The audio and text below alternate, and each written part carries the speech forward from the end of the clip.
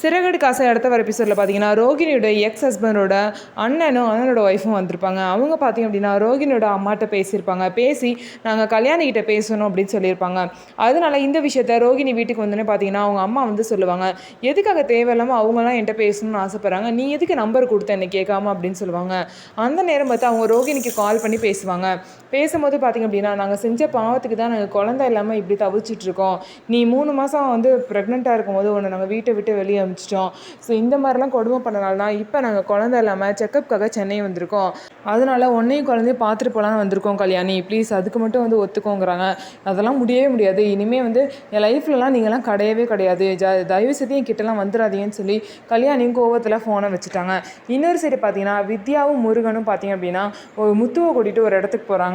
முருகனுக்கு தெரிஞ்சவங்க பார்த்திங்க அப்படின்னா சென்னைக்கு வந்திருக்காங்கன்னு சொல்லிட்டு அவங்களுக்கு வந்து எல்லாத்தையும் சுற்றி காமிக்கணும் அப்படின்னு சொல்லிட்டு முருகன் பார்த்திங்க அப்படின்னா முத்துவை வந்து கூட்டிகிட்டு போகிறாங்க. இவங்க ரொம்ப நம்பிக்கையானால, அதனால் நீங்கள் இவங்களை கூட்டிகிட்டு போங்க அப்படின்னு சொல்லிட்டு அவங்களோட சொந்தக்காரங்க கிட்ட சொல்கிறாங்க.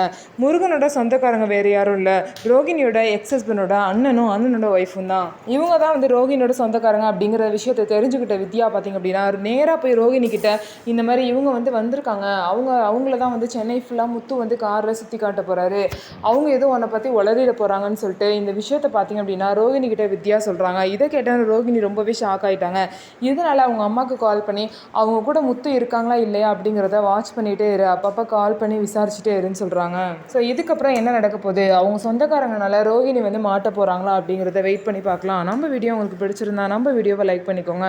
மறக்காமல் நம்மளோட சேனலில் சப்ஸ்கிரைப் பண்ணிவிட்டு பாருங்கள்.